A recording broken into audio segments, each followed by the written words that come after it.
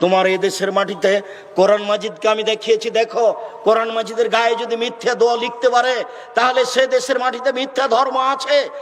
এক পৃষ্ঠা দোয়া আমি আব্দুর রাজ্জাক বলেছি, কিয়ামত পর্যন্ত কোনোদিন যদি এই দোয়া রাসূলের দোয়া বলে প্রমাণ হয়, সেদিন আমি আব্দুর রাজ্জাক বিন ইউসুফ আর জাতির সামনে কথা বলবো না।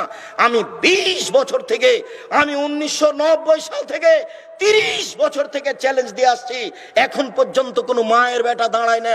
আব্দুর রাজ্জাক সাহেব, কোরআন মাজিদের শেষ দোয়াটি সত্যি নবীর বলা দোয়া, এই কথা কেউ বলতে সাহস করে না। আমি বলেছি সাদ্দাদের কাহিনী মিথ্যা, কেউ যদি সাদ্দাদের কাহিনী প্রমাণ করতে পারে আমি সেদিন থেকে জাতির সামনে বক্তব্য দিব না। আমি বলেছি কোরআন মাজিদ বলতে হবে, কোরআন শরীফ নয়। কেউ যদি কোরআন শরীফ প্রমাণ করে দিতে পারে আমি সেদিন থেকে জাতির সামনে বক্তব্য দিব না। আমি জাতির সামনে বলেছি যে আল্লাহর নবী যে রাস্তা দিয়ে হাঁটতেন সে রাস্তায় বুড়ি কাঁটা পুঁতে রাখতো। একদিন নবী দেখলেন রাস্তায় কাঁটা নেই, নবী ভাবলেন বুড়ির কিছু হয়েছে। এই ঘটনার সত্যতা প্রমাণ হলে আমি জাতির সামনে কথা বলবো না। সম্মানিত দিনী ভাই বোন, ধর্মের নামে এদেশের মাটিতে মিথ্যা কথা আছে, যার কারণে মানুষ কোরআন মাজিদের গায়ে মিথ্যা দোয়া লিখে দিতে পারে। সে কত বড় দোয়া, এক পৃষ্ঠা যাবত। এইদিকে আছে একটা ছোট দোয়া, দো খাতমিল কোরআন। রাসূল সাল্লাল্লাহু আলাইহি ওয়াসাল্লাম কোরআন পড়া শেষ করলে তিনি বলতেন সুবহানাকা ওয়া বিহামদিকা আশহাদু আল্লা ইলাহা ইল্লা আনতা আস্তাগফিরুকা ওয়া আতুবু ইলাইক। এই দোয়াকে বাতিল করে মানুষের বানানো দোয়া কোরআন মাজিদের গায়ে লিখে দিয়ে মানুষ চালিয়ে দিচ্ছে, জাতি চালাচ্ছে, জনগণ চালাচ্ছে, আলে ওলামা চালাচ্ছেন। আর আমি যা বলছি সেদিকে আপনার কর্ণপাত হয় না। হয় না কেন? সত্য কথা বলতে এসেছি, রূপক কথা বলতে আসিনি। আবারও বলছি 1990 সাল থেকে নিয়ে এখন পর্যন্ত আমি কোনোদিন অপ্রয়োজনীয় বাক্য বলিনি। 1990 সাল থেকে নিয়ে এখন পর্যন্ত আমি কোনোদিন মানুষের কাছে পথ খরচ পাথেও চাইনি। গাজীপুর জেলার কোনো মানুষ যদি বলতে পারে আব্দুর রাজ্জাক সাহেব একদিন আমার কাছে পথ খরচ পাথেও চেয়েছিল, এই কথা প্রমাণ হয়ে গেলে আমি আর জাতির সামনে কোনোদিন বক্তব্য দেব না। সম্মানিত দিনী ভাই বোন, আমি গাজীপুর জেলা সম্মেলনে ডাক দিয়ে উপস্থিত হয়ে জাতির সামনে কথা বলছি। আপনি বাড়িতে আছেন, আপনি টিভি নিয়ে বসে আছেন, আপনি বউ নিয়ে মজাক করছেন টিভির সামনে বসে, আপনার জবাব কি আছে আমি তা জানি না। অতএব দিনী ভাই বোন, আমি আপনাদেরকে সতর্ক সাবধান হওয়ার অনুরোধ রেখে বলছি। হাদিসের শেষ অংশে পূর্বের কথাগুলি আসছে। এবার আপনি দেখুন, ওই যে লোকটার মুখের ডান দিকে এবং বাম দিক লোহার বাঁকা লাঠি দিয়ে চিরে দেওয়া হচ্ছিল, ফেড়ে ফেলা হচ্ছিল, সে লোকটিকে হুয়া রাজুলুন কাযযাব, সে ছিল মিথ্যুক, মিথ্যা কথা বলতো।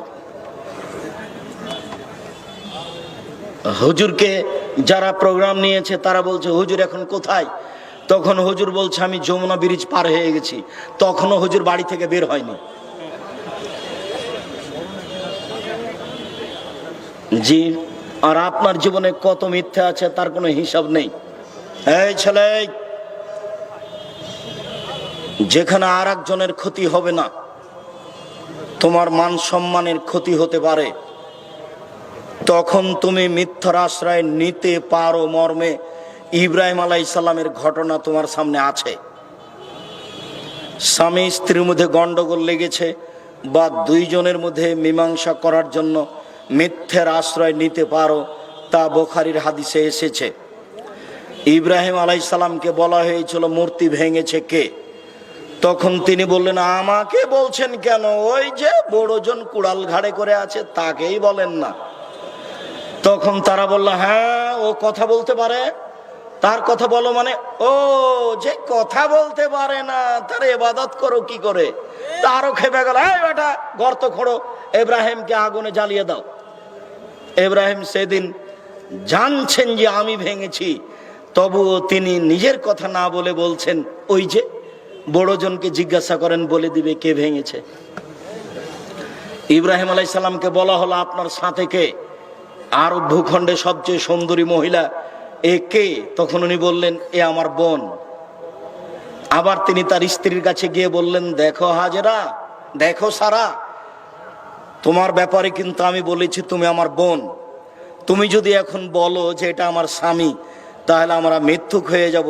ফালা তুকাদ্দিবু বিহাদিসি, তুমি আমাকে যেন মিথ্যুক প্রমাণ করো না আমার কথাই।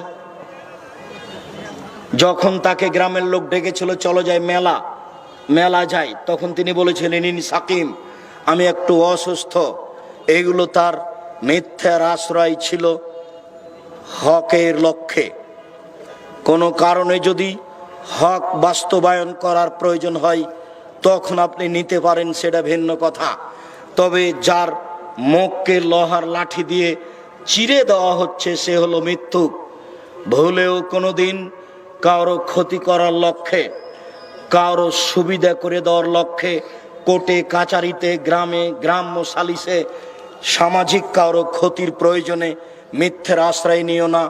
এরকম হতে থাকবে ইউফালু বিহি ইয়াউমাল কিয়ামা। বিচার যতদিন পর্যন্ত না হচ্ছে ততদিন পর্যন্ত তার মুখকে চিরে ফেলা হবে এইভাবেই। ও রাজুলুন নিস্তাখ বিহি রাসু, আর ওই যে লোক যার মাথাকে পাথর দিয়ে, লোহা দিয়ে ভেঙে চৌচির করা হচ্ছিল, রাজুলুন আলেম, উনি হচ্ছেন মাওলানা মানুষ। কোরআন হাদিস জানতেন কিন্তু আমল করতেন না। জানা মানুষ, আমল করতেন না, যার কারণে এইরূপ করা হচ্ছে।